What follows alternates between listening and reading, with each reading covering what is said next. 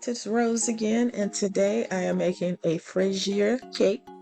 It is a French strawberry cake, and I've never made one before.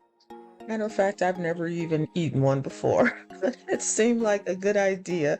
So, first, there are multiple parts here. So, first, I'm going to make some marzipan, and a lot of people will buy marzipan. It's so easy to make. You just need some almond flour. I usually use a super fine almond flour, which is the Welby's brand, some powdered sugar, an egg white, and some flavoring, almond flavoring. There may be a little bit of vanilla in there too, but basically you're gonna food process the dry ingredients until they're finely ground, and then add in your wet ingredients. And then I'm gonna process it until it kind of clumps together. It comes together into a ball, kind of like a pie dough or something. So like I said, I've never made this cake before. It is a French cake, so I figure it has to be good. It's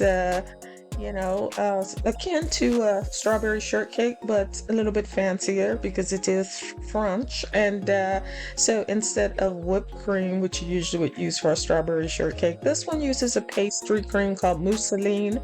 Mousseline is a more stable pastry cream. So basically, you take the creme patisserie, and you want to then once it's cool, whip it up with butter. So it kind of fluffs it up, aerates it a bit, and makes it more stable. So it's good for this kind of cake because this cake is going to have a whole layer of this cream that's sitting between two cake layers. So now basically I am taking this marzipan out, and I'm going to knead it and dye it. I decided I wanted it to be a pale green, kind of like an Easter egg green, since it is Easter weekend. And so there I am, kneading and kneading and kneading and trying to incorporate the dye. I have on gloves because I do not want my hands dyed green. And then I decide, once I get a green color, that because the original marzipan has a little yellowish tint to it, it kind of came out looking pea green, which is what I was going for. So I went and got my white food coloring, food dye, and added a little bit of that, and that took the yellow out. And so it came out the perfect shade of pastel green I was going for. So once that was done, I just kind of formed that into a ball, a log, and wrapped it in plastic wrap and set it in the refrigerator and moved on to part 2 of this project.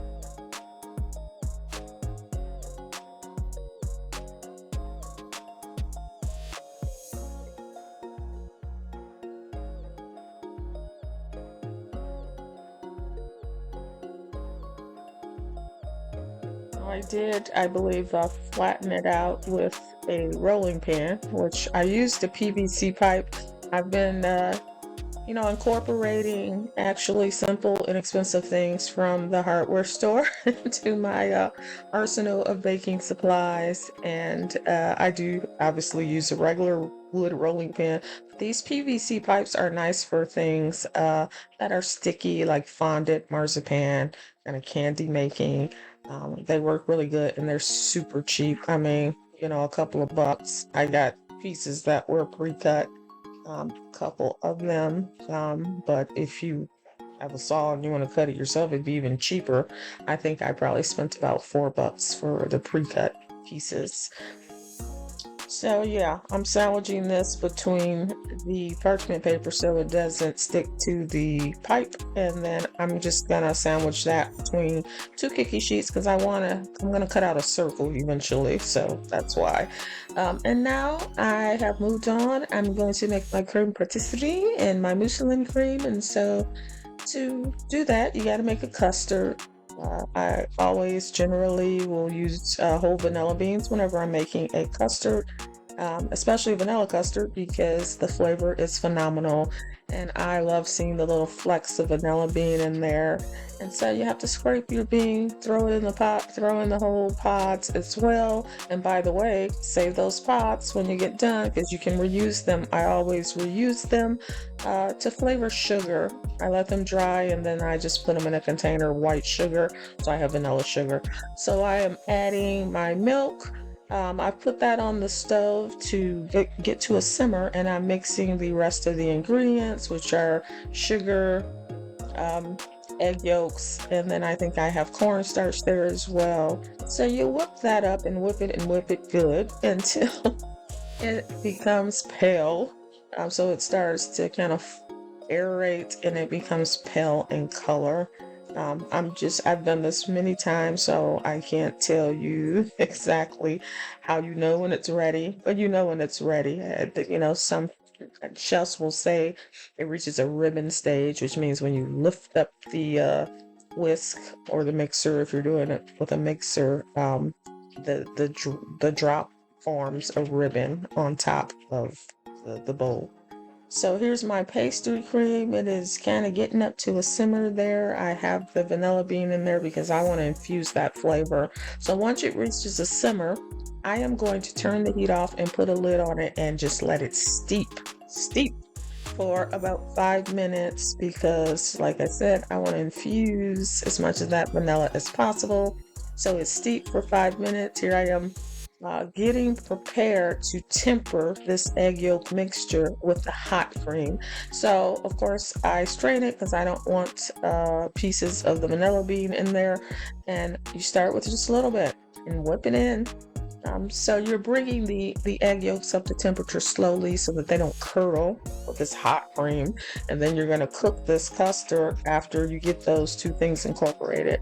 So I add, the cream in increments, to my liking, however much, and whip it all up. And once it's all completely combined, I'm going to put that back in the pot. Take it to the stove. And now I have to let this reach a simmer. And then I have to cook it for a few minutes. I cook it for, 3 to 5 minutes. Bottom line is you want to cook out the flour, cornstarch. You want to cook out any of those tastes. And you want to make sure it stays a solid, firm cream and it's not going to separate at some point. So you really do need to cook it a bit so you don't taste this floury, raw flour taste. And then you want to, you're doing this over low heat, medium low, and you want to whisk constantly because you don't want it to burn on the bottom. You don't want a lot of sticking to the bottom of the pan. And as you can see here, it looks like it's, not doing what it's supposed to do, but it's going to come together, I assure you. Just keep whisking. So there we are, look at that, see? So it's smooth, and now I think I cut the heat and I'm gonna add in half of my butter while it's hot. And then I'm gonna whip that up and I'm going to put that in a container, a vessel, a plate I think I used to let it cool. You wanna put some plastic wrap on top, touching the custard so it doesn't form a skin. Now, if I were just making cream patisserie, this would be done after it cooled. I would put it in a bowl or back in the mixer and whip it up a little at the end. Because this is a mousseline cream, it involves an extra step. Basically, you're going to take the other half of the butter. Once this is cool, whip that butter until it gets light and fluffy, and then gradually add in this patisserie cream, and you will at the end have this light and fluffy and more stable mousseline cream, which will be used to fill the Fraisier cake.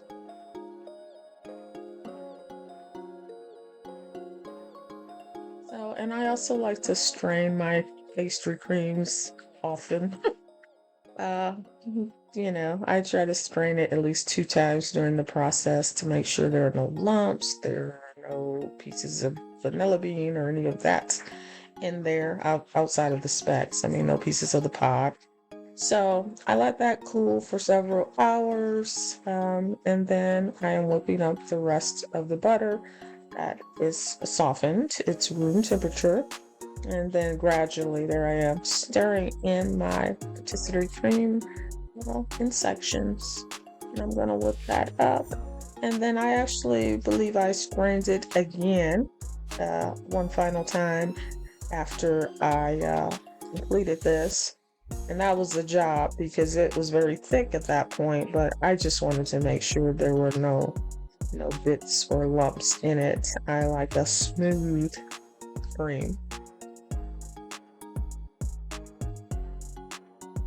And obviously I speed these videos up. It takes hours for me to make a cake, usually days, because there's multiple parts to it. But I don't want any of these videos to be over 20 minutes. I try to keep them at 15 if I can. So I finished that cream, and here I am now making my sponge. So I did loosely follow a recipe I found online, and I was not happy with the sponge. The cream was fine. I altered it based upon what I wanted to do in terms of the filling and how I finished the top of the cake. But I did use the sponge recipe from this website. I'll link it, but I did not like it. It did not fluff up. It did not aerate the way it was supposed to. I think that is because this is different than any of the French methods I've watched on YouTube. Usually they put this part over a water bath and they beat the yolks and the butter and the sugar, I believe, over a water bath until it gets light and aerated and foamy. It just kind of reminds me of how you would do a hollandaise sauce or something like that. But she did not call for that. She called to have this all mixed in just a mixer. And like I said, it did not rise, and it was not light and airy like it was supposed to be. I ended up having to make 2 of these when one was supposed to be enough. It was supposed to be cut in half. But I ended up making 2 of these sponges at the end of the day. So after I beat the eggs and the cream and the butter and the sugar together, then I'm folding in my flour that's called for. And then I'm going to bake this. So you can see I have my cake pan already lined and all of that, and with my wraps on it to help it to not get so brown. I don't really want my sponge super brown because, again, this is kind of akin to a strawberry shortcake, and you just don't want a darker brown color. And I want it flat because I'm stacking this. So here I am prepping my strawberries. Basically, you're going to need several strawberries that you cut in half to line the side of the mold, because what makes this cake is the presentation. And then for me, I decided I wanted my strawberry filling to be diced strawberries. Some people will just put whole strawberries in there. Some people will make a compote. Some people will do whatever they want to do. But I just wanted diced strawberries inside with the mousseline cream. So here I am. I brought back out the marzipan, and I'm just cutting a round that will fit the top of my molded cake. Now here I have a cake board. I have my adjustable little cake mold. I have some acetate that I line the inside with, and that's crucial when you're doing these molded cakes. It keeps it all together and just makes the sides look beautiful. This cake, because it did not rise the way it was supposed to, I really had to use a sugar syrup. So I made a simple sugar syrup and added Kirsch, which is a cherry liqueur, to it to just give it even more flavor. And then you line the cut sides facing out, round your mold, You want to make sure that your strawberries are of even height. That's important because this is about presentation. And when you unmold this, what you are going to see are the strawberries. And it is a beautiful cake, just absolutely beautiful. So I got my mousseline cream that I finished. I'm putting it in the pastry bag so that I can start piping that in. Now, the first thing I want to do is secure those strawberries so they don't fall down, move around. And so I'm first putting a layer of cream, kind of spackling in the strawberries so they stay in place. Then I'm gonna put a light layer in the center. I'm gonna add my strawberries that I've diced up there in the bowl. And then I'm gonna put another thin layer on top of the strawberries to kind of sandwich them in there. Then after I do that, I am going to add my second layer of cake. And the second layer, you actually cut a little bit smaller than the bottom layer because you don't want to see the edges of that second layer of cake. You're actually going to fill in the gap at the very edge with more cream. So like you're only going to see the bottom sponge layer and you actually unveil this thing. Unveil it. Yeah. So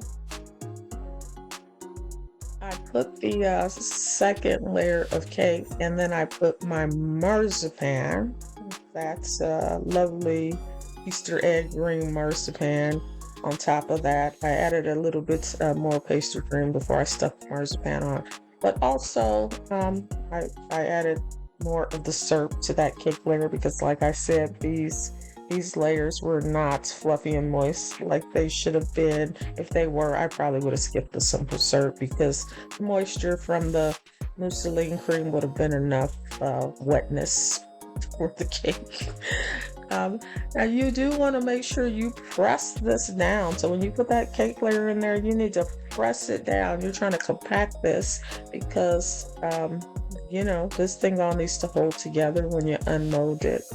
And so you don't want air pockets. You want it, kind of firmed in. So I press that layer down. And then, of course, once I spread out that thin layer of mousseline cream on the top, and put my marzipan, I'm going to press that down too, as you will see.